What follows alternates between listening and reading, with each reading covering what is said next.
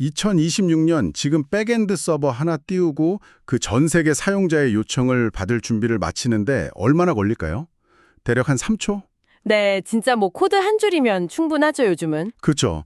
근데 불과 한 10여 년 전만 해도 그 자바 개발자들이 새로운 프로젝트 시작할 때 서버 동작 환경 설정 파일만 붙잡고 있다가 첫 2주나 3주를 그냥 통째로 달려버리곤 했거든요. 아, 맞아요. 진짜 끔찍한 시절이었죠. 거대한 그 설정 파일이랑 씨름하던 때니까요. 그러니까요. 도대체 그 10년 사이에 이 세계에 무슨 일이 있었던 걸까요? 여러분 환영합니다. 오늘 저희 심층탐구에서 다룰 주제는 바로 이 백엔드 생태계를 지배하는 거대한 두 축, 스프링과 스프링 부트의 본질적인 차이입니다. 오늘 저희 앞에는 그 실무 개발자분들의 기술 블로그부터 2026년 기준 백엔드 학습 로드맵, 그리고 아키텍처 설계 원칙까지 진짜 방대한 자료들이 놓여 있는데요. 네, 자료가 엄청 많죠. 네, 근데 이 자료들을 관통하는 핵심은 단순히 두 기술의 기능이 어떻게 다르다, 이걸 나열하는 게 아닙니다. 개발자들이 대체 어떤 고통을 겪었기에 이런 기술이 탄생했고, 또 그 내부 메커니즘이 보이지 않는 곳에서 어떻게 작동하는지 그 이유를 이해하는 거죠. 맞습니다. 백엔드 입문자분들이나 이 분야에 관심 있는 분들이라면 진짜 여러분 모두 스프링이라는 이름은 귀에 못이 박히도록 들으셨을 겁니다. 그렇죠. 거의 뭐 표준이니까요. 네, 그런데 정작 스프링이 뭔데? 라고 물어보면 대답하기가 꽤 까다롭단 말이죠. 그래서 오늘은 뻔한 교과서식 설명은 싹 다 걷어내고 복잡한 설정 코드랑 요즘 그 스타터 의존성이 어떻게 다른지 짚어볼 겁니다. 아주 기대되네요. 그리고 지금 당장 공부를 시작한다면 어떤 우선순위를 가져야 할지 그 로드맵까지 쫙 그려보려고 하는데요. 자, 그럼 10년 전 그 고통받던 자바 개발자들의 이야기로 먼저 돌아가 보죠. 자료에서 가장 먼저 강조하는 기존 스프링 프레임워크의 핵심, 바로 제어 역전, 그러니까 IOC랑 의존성 주입, DI입니다. 네. IOC랑 DI는 진짜 스프링의 정체성 그 자체거든요.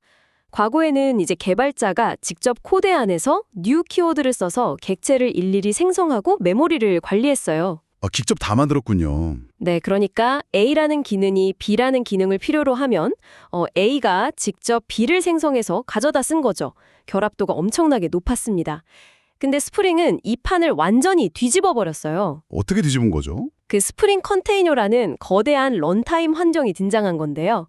얘가 객체의 생성부터 소멸, 그리고 서로 연결해주는 것까지 모든 걸 대신 관리하게 만든 겁니다. 여기서 흔히들 뭐 식당 매니저람, 요리사 이런 비유를 많이 드시는데 전 조금 다르게 접근해보고 싶어요. 오, 어떤 비유죠? 오히려 현대 컴퓨터의 그 USB 플러그 앤 플레이 시스템이랑 완벽하게 똑같지 않나요? 아, USB요? 네, 컴퓨터 메인보드, 그러니까 스프링 컨테이너는 마우스나 키보드가 어떻게 만들어졌는지 그 내부 구조를 전혀 모르잖아요. 단지 USB 인터페이스라는 규격만 알고 있죠. 그쵸, 규격만 맞으면 되니까요. 맞아요. 그래서 개발자가 마우스를 그냥 꽂기만 하면 운영체제가 알아서 전력도 공급해주고 이게 의존성 주입이죠. 그리고 데이터를 알아서 읽어드리잖아요. 와, 아주 정확하고 기술적인 비유네요. 스프링 컨테이너 역시 그 자바의 리플렉션 API라는 걸 사용해서 런타임의 클래스의 구조를 분석하거든요. 런타임에 분석을 해요. 네, 그래서 필요한 객체, 즉 빈을 메모리에 싱글톤으로 딱 띄운 다음에 서로 인터페이스 규격에 맞게 착 조립을 해줍니다. 개발자는 그저 비즈니스 로직, 그러니까 마우스의 클릭 기능 자체에만 집중하면 되는 거죠. 그러니까 객체의 생명주기 통제권이 개발자에서 프레임워크로 넘어갔다. 그래서 제어가 역전되었다라고 부르는 거군요. 맞습니다. 그래서 제어 역전, IOC인 거죠. 듣기에는 정말 완벽하고 우아한 시스템이에요. 그런데 여기서 모순이 하나 생깁니다. 아까 컨테이너가 알아서 다 관리해준다고 하셨잖아요. 네, 그랬죠. 근데 왜 오프닝에서 예전 개발자들은 설정 파일만 쓰다가 몇 줄을 날렸다고 한 건가요? 알아서 다 해주는 거 아니었어요? 그게 바로 초기 스프링의 딜레마였습니다. 이게 컨테이너가 객체를 조립해 주려면요. 최소한 어떤 객체를 생성해서 누구한테 주입해야 하는지 그 설계도를 개발자가 직접 제공을 해야만 했어요. 설명서를 써줘야 되는구나. 네. 근데 당시에는 이 설계도를 거대한 XML 파일로 전부 다 작성을 했습니다. 데이터베이스 연결 정보, 트랜잭션 관리자 설정, 보안 필터 등등 수백 개의 객체를 XML 태그로 일일이 정의하고 연결해줘야 했거든요. 와, 수백 개를 일일이 다 쳐야 했다고요? 네, 대규모 환경에서는 이렇게 세밀하게 통제하는 게 장점일 수도 있었지만 작은 프로젝트 하나 그냥 시작하려고 해도 엄청난 양의 보일러플레이트 코드, 그러니까 필수 설정 코드를 막 작성해야 한다는 게 아주 치명적인 단점이었죠. 아, 메인보드에 마우스를 꽂으면 자동으로 인식되는 게 아니라 마우스를 꽂을 때마다 운영체제 설정 파일에 들어가서 1번 포트에 광마우스가 연결되었고 전압은 몇 볼트를 주어라. 이건 수동으로 막 타이핑을 해야 했던 거네요. 정확합니다. 아주 피곤한 작업이었죠. 거기에 더해서 배포 과정도 만만치 않았다고 들었거든요. 당시엔 톰캣 같은 웹 애플리케이션 서버, 이른바 WAS를 개발자가 직접 리눅스 장비에 설치하고 세팅해야 했잖아요. 네, 맞아요. 내가 짠 코드를 압축해서 워라 파일로 만든 다음에 그걸 또 별도로 구축된 톰캣 서버에 직접 밀어넣어야 했습니다. 듣기만 해도 번거롭네요. 게다가 내 컴퓨터에 깔린 톰캣 버전이랑 실제 운영 서버의 톰캣 버전이 미세하게 달라서 원인 모른 에러가 터지는 일이 진짜 비일비재했어요. 아, 내 PC에선 되는데 서버에선 안 돼. 이런 상황이군요. 그렇죠. 그러니까 개발자는 코딩하는 시간보다 인프라 환경 맞추고 XML 수정하는데 훨씬 더 많은 에너지를 쏟아야 했던 겁니다. 자, 그럼 그 설정의 지옥, 그리고 배포 환경의 불일치, 이 두 가지 엄청난 스트레스가 누적되었다면 당연히 누군가는 이 과정을 스크립트로 자동화하거나 템플릿을 만들 궁리를 했겠죠. 네, 개발자들은 불편한 걸 못 참으니까요. 그 고민의 결정체가 바로 2014년에 등장한 스프링 부트인 거고요. 그런 스프링 부트가 이 문제들을 대체 어떻게 박살냈는지 하나씩 좀 뜯어보죠. 첫 번째는 방금 말씀하신 톱캣, 그 서버의 분리 문제를 부트가 어떻게 해결했습니까? 패러다임을 완전히 바꿔버렸습니다. 스프링 부트는 톰캣을 외부에 별도로 설치해야 하는 서버로 보지 않고요. 프로젝트 내부에 포함되는 자바 라이브러리로 취급해버렸어요. 라이브러리로요? 네, 이른바 내장 서버의 등장입니다. 이제 개발자는 톰캣을 따로 설치할 필요가 없어요. 그냥 자바의 메인 메서드를 실행하기만 하면 애플리케이션이 켜지면서 그 내부에서 톰캣 서버가 알아서 함께 부팅이 됩니다. 와, 서버 환경의 파편화 자체가 아예 불가능해졌군요. 내 코드가 돌아나는 환경을 그냥 코드랑 같이 패티징 해버리니까요. 그렇죠. 혁명이었죠. 그럼 가장 끔찍했던 그 XML 설정 지옥은 어떻게 된 건가요? 자료를 보니까 골뱅이 스프링 부트 애플리케이션, 이 애노테이션 하나가 딱 등장하더라고요. 이 한 줄이 어떻게 그 수많은 설정을 다 대체하는 거죠? 이게 진짜 마법 같은 부분인데요. 설마 가능한 모든 설정을 시작할 때 메모리에 다 올려버리는 건 아니겠죠? 그러면 애플리케이션이 엄청나게 무거워질 텐데요? 아유, 당연히 아닙니다. 모든 걸 다 로딩하면 서버가 버티질 못하죠. 그 부분이 스프링 부트 철학의 핵심인 관례가 설정보다 우선한다를 완벽하게 보여주는 대목이에요. 관례가 설정보다 우선한다고요? 네, 부트 내부에 이너블 오토 컨피규레이션이라는 기능이 숨어 있습니다. 이 기능은 부트가 미리 준비해둔 수백 개의 자동 설정 클래스 목록을 쭉 훑어보거든요. 훑어보고 나서는 뭘 하나요? 거기서 이제 조건부 애노테이션, 그러니까 컨디셔널이라는 걸 사용해서 필터링을 싹 합니다. 예를 들어서 런타임에 클래스 패스를 쓱 검사해보는 거예요. 어떻게 검사하죠? 이 프로젝트에 지금 톰캣 관련 라이브러리가 포함되어 있네? 그럼 톰캣 웹서버 설정을 자동으로 켜주자. 오, 눈치껏 켜주는 거군요. 그렇죠. 또 데이터베이스 라이브러리는 있는데 개발자가 커넥션 풀 설정을 안 적어놨네? 그럼 우리가 가장 권장하는 기본값으로 세팅해서 연결해주자. 딱 이렇게 동작하는 거죠. 와, 정말 스마트하네요. 그러니까 개발자가 명시적으로 이렇게 해라고 일일이 설정하지 않으면 부트가 약간 네가 안 적었으니 전 세계 개발자들이 가장 많이 쓰는 안정적인 표준 설정으로 내가 알아서 세팅할게 이렇게 개입을 하는 거군요. 정확합니다. 그래서 스프링 부트를 의존이 강한 프레임워크라고도 부릅니다. 자신만의 확실한 베스트 프랙티스 기준이 딱 있어서 개발자가 굳이 바닥부터 고민하지 않아도 되게 만들어주는 거죠. 빈 설정에 대한 고통은 그렇게 완벽하게 해결이 됐습니다. 그런데 제가 아는 그 백엔드 개발자들의 또 다른 악몽이 하나 있거든요. 어떤 거죠? 바로 의존성 지옥입니다. 이게 어떤 프로젝트 세팅할 때 A 라이브러리 2.0을 쓰려면 엮여있는 B 라이브러리 1.5 버전을 맞춰야 하고 보안 패치 때문에 하나 업데이트하면 막 다른 라이브러리들이 줄줄이 에러를 뿜어내잖아요. 아, 맞아요. 버전 충돌 진짜 지옥이죠. 부트는 이 버전을 맞추는 끔찍한 작업은 또 어떻게 처리했나요? 그 문제를 해결하려고 도입된 게 바로 스타터랑 BOM, Bill of Materials라는 개념입니다. 과거에는 웹 기능을 하나 만들기 위해서 스프링 코어, 스프링 웹 MVC, 파서, 톰캣 등등 수십 개의 라이브러리 버전을 개발자가 일일이 다 명시하고 충돌이 없는지 테스트를 해야 했어요. 그럼 이제 스타터를 쓰면 어떻게 되나요? 비유를 하자면 뭔가요? 개발자는 그저 스프링 부트 스타터 웹이라는 의존성 딱 하나만 선언하면 됩니다. 아, 마치 개별식 재료를 하나하나 유통기한 따져가면서 사는 대신에 전문가가 완벽한 비율로 조합해 놓은 밀키트나 세트 메뉴를 시키는 거랑 똑같네요. 완벽한 비유입니다. 그 스타터 하나를 선언하면 스프링 부트의 BOM이 뒤에서 싹 작동을 하거든요. 이 BOM은 특정 부트 버전에 맞춰서 완벽하게 호환성이 검증된 수백 개 라이브러리들의 버전 매트릭스예요. 매트릭스요? 네. 그러니까 스프링 부트 3.2 버전을 쓴다고 하면 거기에는 프레임워크 6.2, 내장 톰팻 10, 잭슨 2.15가 가장 잘 맞는다는 걸 부트가 이미 다 알고 있고 그 버전들을 알아서 쫙 당겨오는 거죠. 그러니까 제가 일일이 하나하나 버전을 지정할 필요 없이 나는 웹 개발을 할 거야 라는 목적만 선언하면 프레임워크가 호환성이 보장된 최적의 조합을 자동으로 완성해 준다는 뜻이군요. 맞습니다. 이게 바로 복잡한 설정 코드와 스타터 의존성의 가장 큰 차이점이었네요. 자, 이렇게 해서 환경 세팅과 의존성 문제가 완벽하게 해결됐습니다. 서버가 떡 켜졌어요. 네, 준비 완료죠. 그럼 이제 사용자의 웹 요청이 들어왔을 때 이 안에서 대체 어떤 일이 벌어지는지 그 데이터의 흐름을 좀 들여다봐야겠죠? 네, 내부 동작 방식을 아는 건 진짜 너무 중요합니다. 일단 클라이언트의 HTTP 요청이 들어오면요. 스프링 웹 아키텍처의 문지리 역할을 하는 디스패처 서블릿이라는 애가 가장 먼저 그 요청을 확 낚아챕니다. 디스패처 서블릿이요? 약간 호텔의 프론트 데스크 같은 거네요? 네, 딱 그거죠.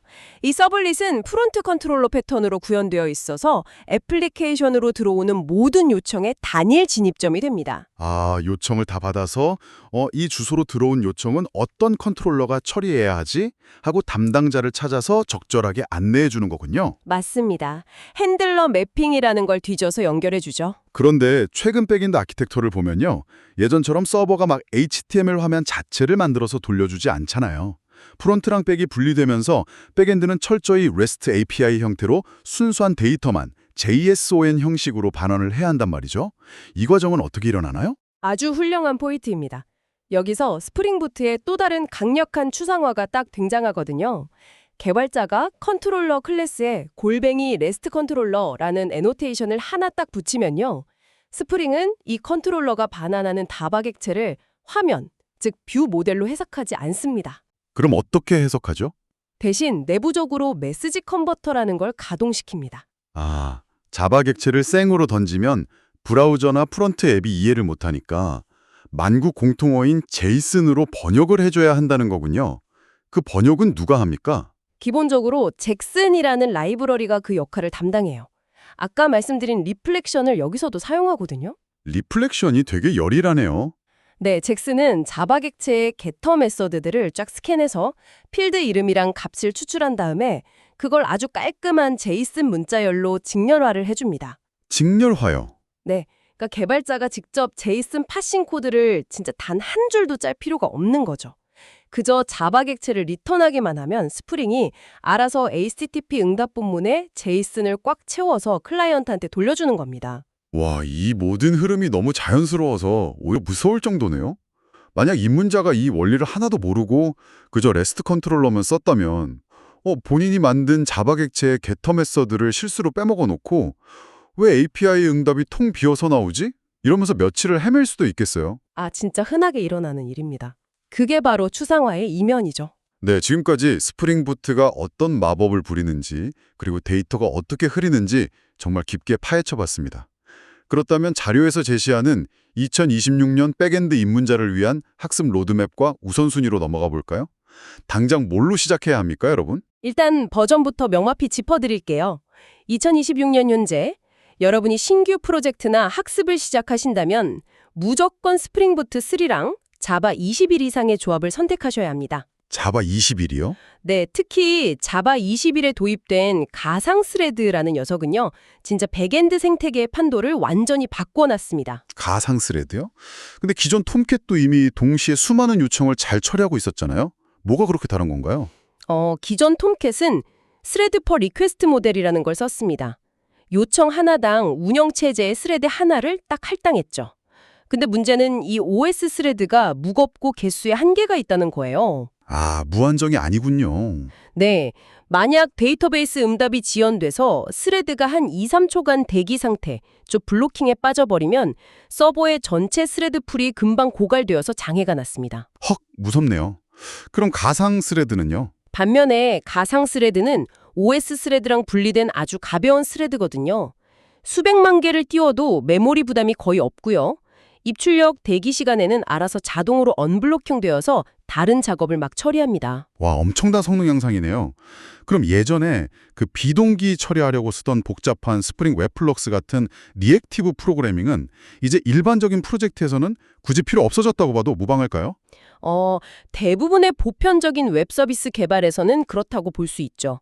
가상 스레드 덕분에 이제 개발자들은 굳이 복잡하게 안 짜고 이해하기 쉬운 전통적인 동기식 코드를 짜면서도 비동기에 준하는 엄청난 처리량을 얻을 수 있게 된 겁니다.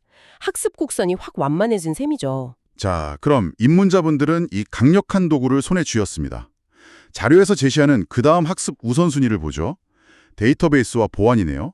여기서 저는 약간 반론을 제기하고 싶습니다. 오, 어떤 반론이죠? 아까 스프링부트에서 데이터 JPA 스타터 같은 거 쓰면 기본적인 SQL 쿼리를 프레임워크가 알아서 다 작성해준다고 하셨잖아요. 네, 아주 편하죠. 그런데 왜 입문자가 굳이 SQL 인덱스 설계나 트랜잭션 격리 수준 같은 아주 로우 레벨의 DB 원리를 깊게 파고들어야 합니까? 그냥 프레임워크 믿고 맡기면 되는 거 아닌가요? 아, 그게 진짜 위험한 생각입니다. 프레임워크가 쿼리를 작성해주는 것과 그 쿼리가 데이터베이스에서 효율적으로 도는 것은 완전히 다른 차원의 문제거든요. 이게 입문자들이 가장 많이 빠지는 함정이에요. 함정이라고요? 네, JPA가 편리하다고 해서 내부 구조를 모르면요.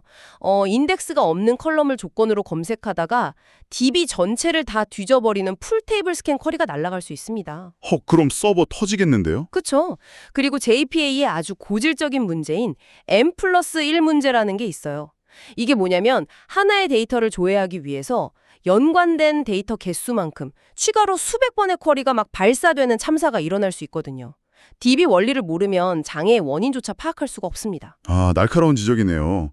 코딩의 편의성을 얻었다고 해서 그 컴퓨팅의 물리적 법칙까지 무시할 수는 없다는 거군요. 보안 쪽도 비슷한 맥락이겠네요? 맞습니다. 스프링 시큐리티가 세션 관리나 JWT 토큰 인증의 기본 뼈대는 다 제공해주지만 결국 그 필터 체인이 어떤 순서로 동작하는지 흐름을 이해해야만 내 서비스에 딱 맞는 커스텀 인가 처리가 가능한 거죠. 네, 그렇군요. 자, 그럼 마지막 학습 우선순위는 뭔가요? 마지막은 바로 운영과 모니터링입니다. 코드 작성을 완료했다고 끝이 아니거든요. 스프링부트는 내부적으로 액추에이터라는 진짜 놀라운 도구를 제공합니다. 액추에이터요? 그건 뭐 하는 건가요? 케이스나 매트릭스 같은 엔드포인트를 딱 열어두면요. 현재 내 애플리케이션의 메모리 상태가 어떤지, DB 커넥션 풀의 여유분은 얼마나 남았는지, HTTP 요청 실패율은 어떤지 이런 걸 실시간 데이터로 다 확인할 수가 있어요. 와, 그러니까 코드를 그냥 만드는 것을 넘어서 이 시스템이 살아 숨쉬게 유지하는 단계로 가야 한다는 거군요. 여기에 내가 만든 서비스를 도커 컨테이너로 패키징해서 배포해보는 경험까지 더해진다면 완전 금상첨화겠네요. 네, 완벽한 포트폴리오죠. 포트폴리오 하니까 자료에 나와 있는 팁 하나를 여러분께 꼭 강조하고 싶습니다. 여러분이 이런 고민을 통해서 프로젝트를 만들었다면 GitHub 리드미 파일에 단순히 레디스 썼음, JPA 썼음 이렇게 나열만 하지 마세요. 아, 그거 진짜 중요하죠. 네, 데이터베이스 N+1 문제로 응답 속도가 3초나 걸렸는데 이를 해결하기 위해 어떤 과정을 거쳐서 쿼리를 튜닝했고 속도를 개선했는지 그 why와 how를 적는 것이 입문자와 주니어 개발자를 가르는 핵심이라고 자료들은 입을 모아 말하고 있습니다. 네, 정말 중요한 통찰입니다. 결국 도구는 도구일 뿐이고요. 그것을 왜 선택했고 어떻게 문제를 해결했는지 설명할 수 있는 그런 논리적 사고력이 개발자의 진짜 실력이니까요. 자, 오늘 저희가 준비한 깊은 탐구는 여기까지입니다.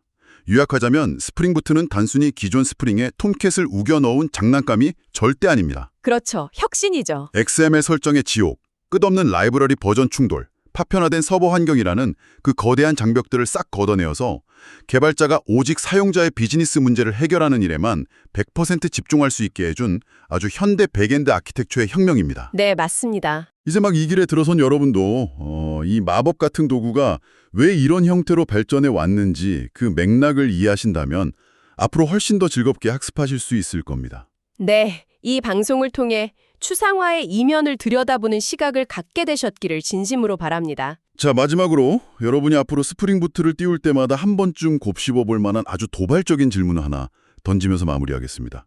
우리가 부트 앱을 실행하면 밀리초 단위로 화려한 로고가 쫙 올라오면서 서버가 구동되잖아요. 네, 아주 기분 좋은 순간이죠. 하지만 방금 우리가 나눴던 이야기처럼 그 찰나의 순간 뒤에서는 수백 개의 클래스가 동적으로 평가되고 자동 설정되며 서로 얽히는 엄청난 마법이 일어났단 말이죠. 그렇죠. 그런데 만약에 내일 당장 실제 운영 서버에서 알 수 없는 빈 충돌이나 클래스 패스 오류로 이 완벽해 보이던 자동화 마법이 펑 하고 실패한다면 여러분은 그 블랙박스 안으로 직접 들어가서 마법을 끄고 기계의 어느 톱니바퀴가 어긋났는지 직접 디버깅할 준비가 되어 있으십니까? 모든 것이 알아서 돌아가는 이 자동화의 시대일수록 시스템의 비상정지 버튼이 어디 있는지 아는 사람만이 진정한 엔지니어로 살아남을 수 있습니다.